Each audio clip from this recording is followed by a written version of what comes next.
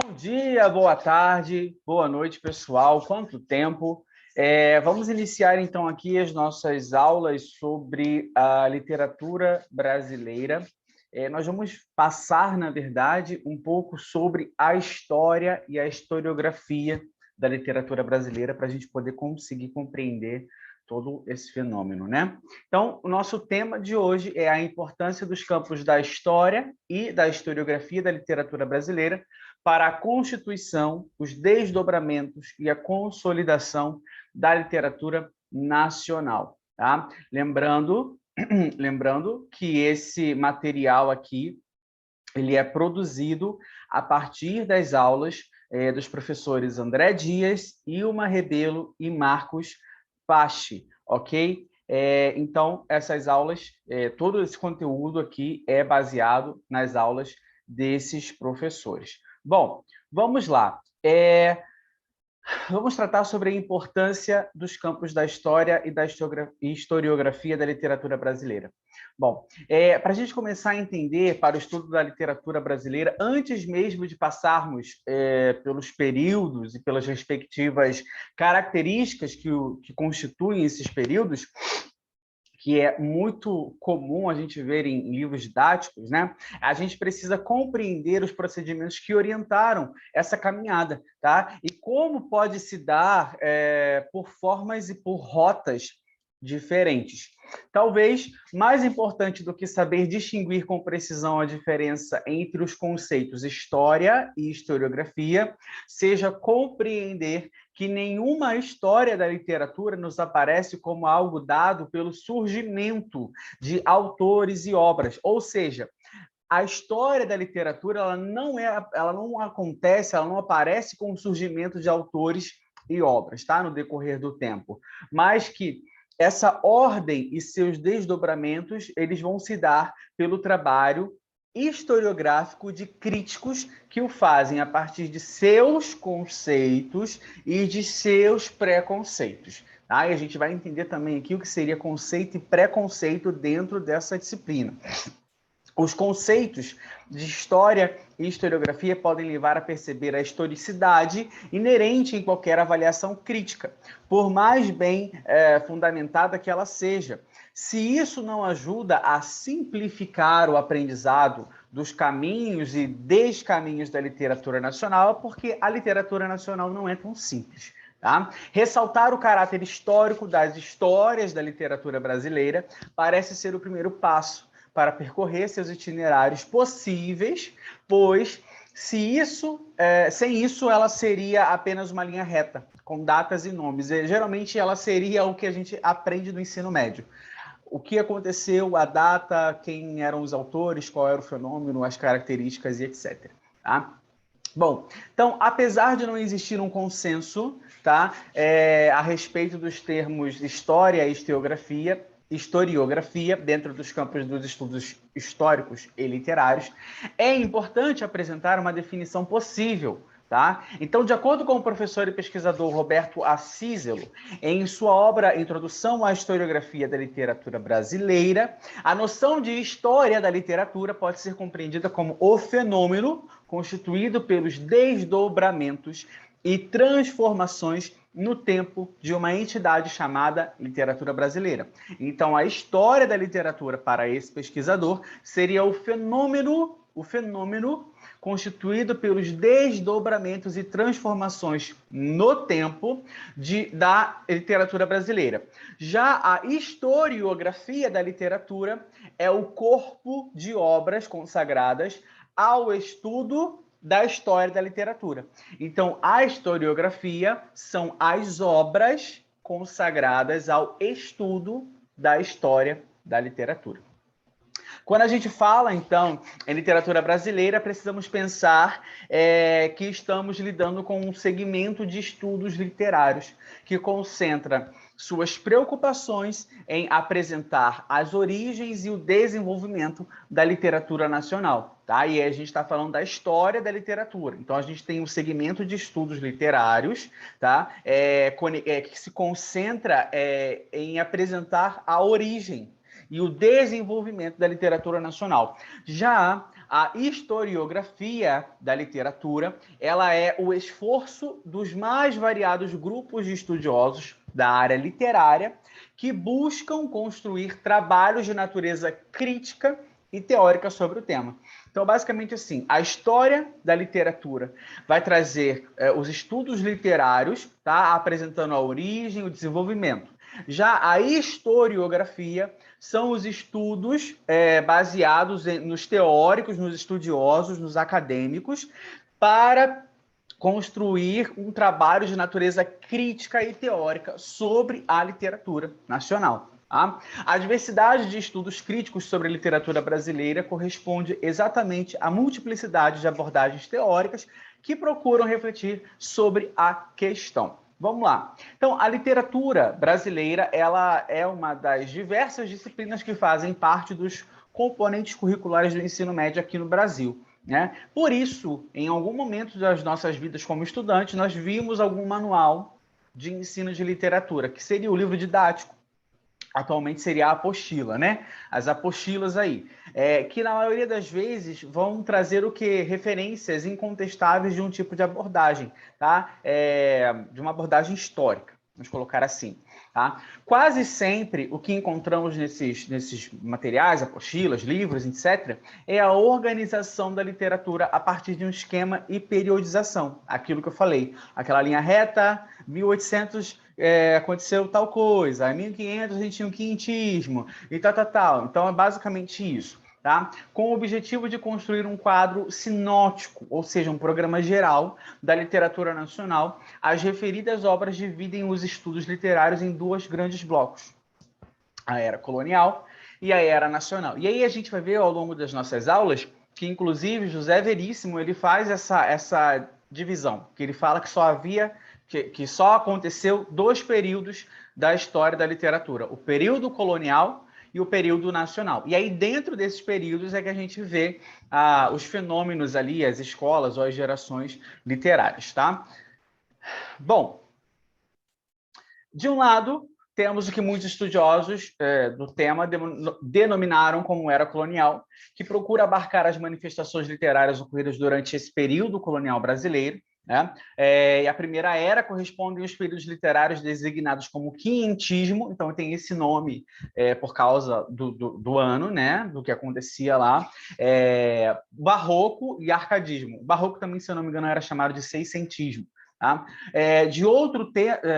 Do outro lado, nós temos a era nacional, que busca acompanhar o desenvolvimento da literatura brasileira, porque até então, quando a gente estuda a parte de quinhentismo, barroco, arcadismo, a gente não tinha propriamente dito uma literatura brasileira, a gente tinha uma literatura dos colonos, basicamente isso. Tá? E aqui, quando começa essa era nacional, por que da era nacional? Porque começa a trazer o sentimento nacionalista, o sentimento do espírito brasileiro, vamos colocar assim. Tá? E aí, a literatura brasileira os primeiros passos nesse novo país que procurava estabelecer após a independência de Portugal, ou seja, isso acontece após a independência.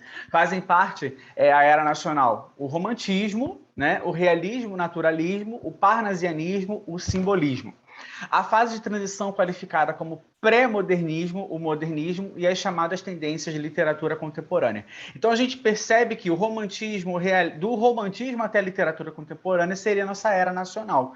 A gente vê também que ali no pré-modernismo, no modernismo, a gente tem de novo essa exaltação a pátria, a trazer uma literatura realmente brasilidade, trazer a brasilidade ou abrasileirar algo. A gente tem uma percepção disso também no modernismo, mas essa evolução, entre aspas, da literatura brasileira em si, ela começa ali no romantismo. Tá?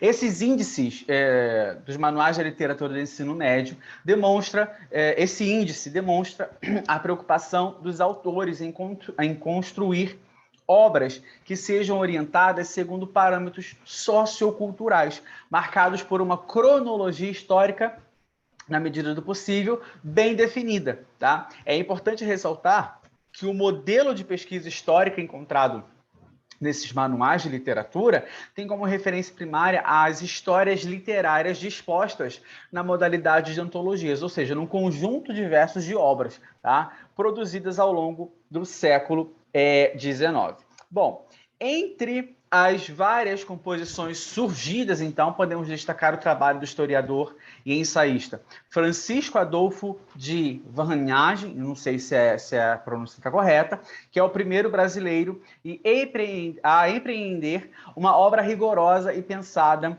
de erudição e coleção de textos, com a publicação de épicos brasileiros e florilégio da poesia brasileira. Então, ele seria aí o primeiro a contribuir com esses estudos para compreender ali a literatura brasileira, tá?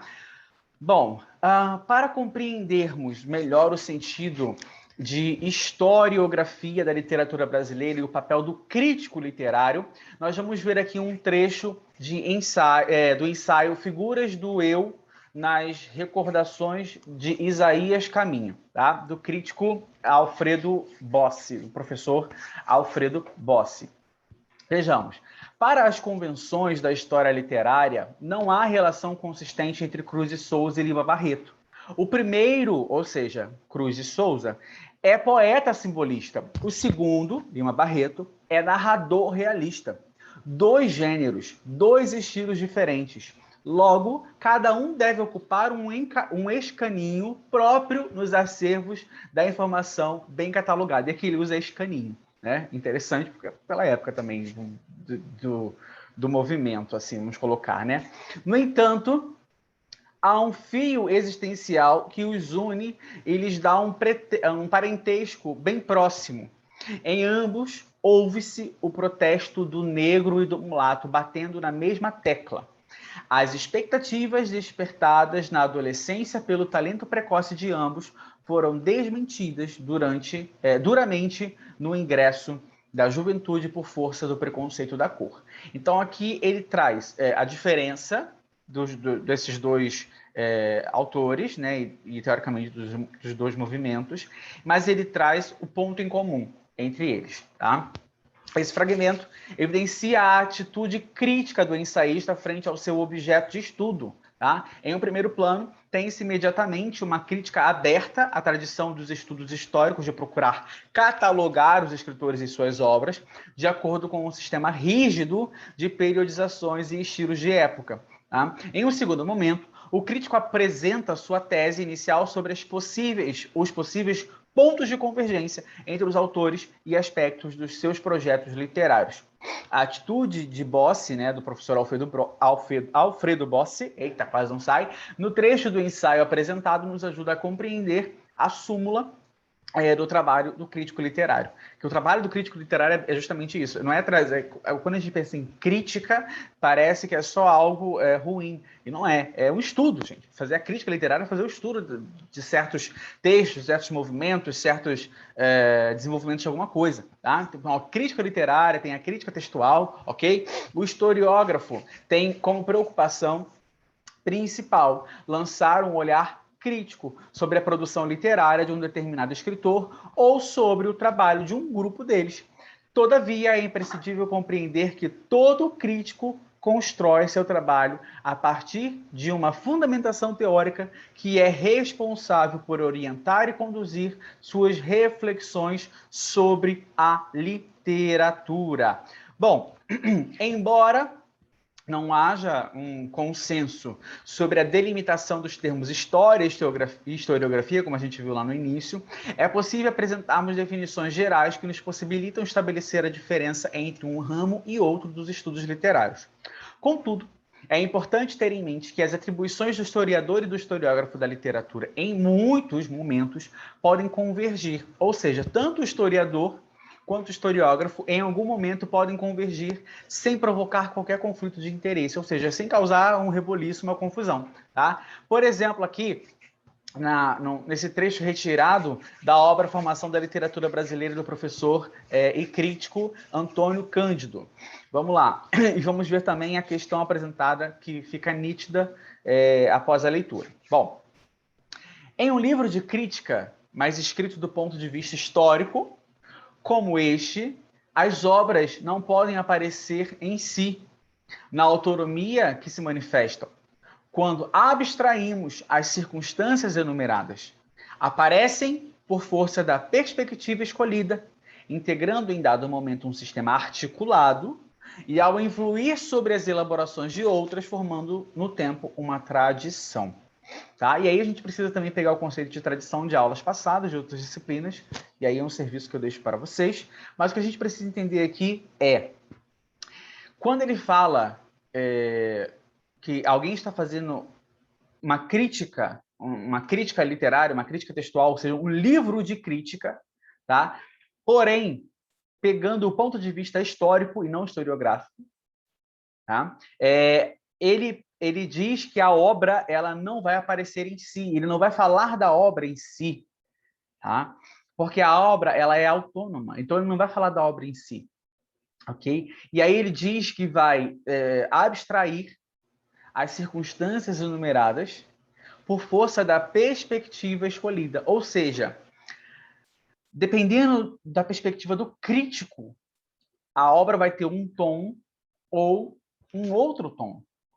Quando você lê um texto, vamos colocar assim, quando você lê um texto, você tem uma percepção daquele texto, e se eu ler o mesmo texto, eu posso ter uma outra percepção, porque são perspectivas diferentes, tá? Então, é isso que ele está querendo dizer aqui, ok? E aí, vai integrar, em um dado momento, um sistema articulado. O que é um sistema articulado? Organizado, tá? Tudo conectado, e influir sobre a elaboração de outras, ou seja, a partir da ideia que esse crítico tem, ele passa a ter, as pessoas que leem essa obra passam a ter ideias, são influenciadas por isso. É mais ou menos isso que está querendo dizer. Tá? Ao meu ponto de vista, é o que está querendo dizer. Vamos colocar assim também, caso você entenda e interprete de outra forma, para que não haja nenhuma confusão aqui. A obra A Formação da Literatura foi redigida e preparada entre 1945 e 1957 e publicada pela primeira vez apenas em 59. É um livro exemplar. É um livro exemplar. E a gente precisa lembrar o que é ser exemplar. Tá? Um livro que serve de exemplo. Tá? É um livro que serve de exemplo, como se fosse um manual. Tá? No que diz respeito a um trabalho de harmonização entre as tarefas do crítico e do historiador. Antônio Cândido fundou um novo tipo de abordagem para os estudos de literatura brasileira que levou em consideração uma visão histórico-cultural, sem perder de vista a perspectiva da individualidade estética que envolvia as obras literárias. Porque tem isso. A obra literária, para as pessoas que conhecem um pouco de filologia, sabem que quando alguém está fazendo uma... Eu estou misturando as disciplinas aqui, mas para se fazer entender. Quando a gente está estudando um tipo textual de uma certa época, um certo tipo de escritura, a gente precisa entender o contexto histórico-cultural para se inserir naquele texto, para entender o contexto ali, de por que está escrito daquela forma. Mas aqui, além disso, ele não pode perder a individualidade estética, porque cada autor, cada período, cada movimento tem a sua estética, tem a sua conformação, vamos colocar assim. Tá? O fragmento apresentado ajuda a compreender o tipo de enfoque adotado pelo crítico, pois acaba funcionando como uma declaração de princípios metodológicos que aliam o trabalho da análise crítica, sem deixar de levar em consideração os aspectos históricos que envolvem a formação de nossa literatura. Esse trabalho evidencia a possibilidade de união estável entre a visão do crítico e do historiador. Tá? Então, aqui ele traz a visão do crítico, o historiógrafo, e do historiador. Tá? Bom, a famosa Carta de Pero Vaz de Caminha é tida pela maioria dos manuais de história literária como o marco inicial da literatura brasileira. Na literatura, dá-se o nome de mito de fundação, já que se criou toda a mitologia para o nascimento do Brasil, né? Nascimento, surgimento do Brasil, a partir da narrativa instaurada pela Carta de Caminha. Entretanto, sendo um documento que pretendia apenas informar ao rei sobre o clima, a topografia, os habitantes, a experiência vivida aqui no Brasil, recém-descoberta. A tal carta de caminho não era e nem pretendia ser uma obra literária. Ou seja, a priori, a carta de caminho não era uma literatura. Era uma carta, era um documento, era um relatório, basicamente. Tá? A questão do caráter literário ou não literário do primeiro texto produzido no Brasil e sobre o Brasil, então, colônia recém-anexada ao Reino de Portugal, torna a origem da nossa literatura um problema para a historiografia literária até a atualidade. Tá? O crítico britânico Terry Angleton, se eu não me engano, e a sua obra Teoria da Literatura, uma Introdução, de 1997, discorre sobre 3 definições de literatura mais recorrentes no século XX. Primeira, a literatura como escrita imaginativa,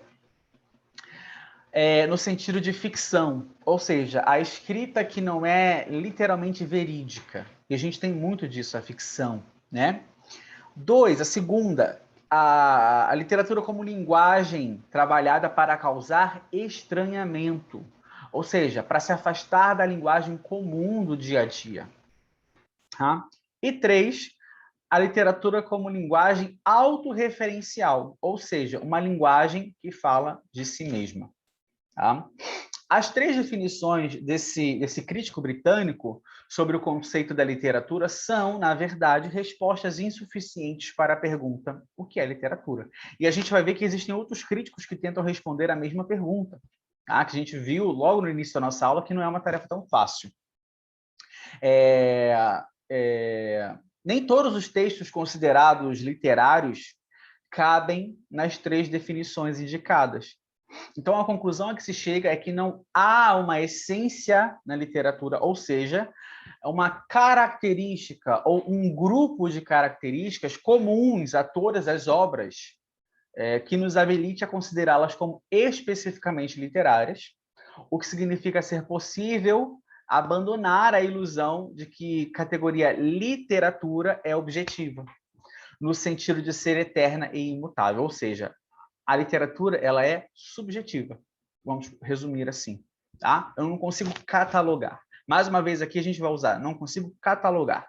Tá? Bom, se há uma divisão vigente entre textos literários e não literários, essa divisão se dá a partir de critérios historicamente construídos, de modo que um texto tido como literário hoje pode não ser amanhã. E ao contrário também, né? Porque, por exemplo, a Carta de Pero Vaz de Caminha não era uma literatura no momento da sua escritura, quando ele fez, não era uma literatura, mas depois tornou-se uma literatura, pelo trabalho crítico de alguns historiógrafos literários, sendo finalmente inserida no cânone literário como texto fundador da literatura nacional. Olha só, uma carta, um relatório, se tornou o texto fundador da literatura nacional.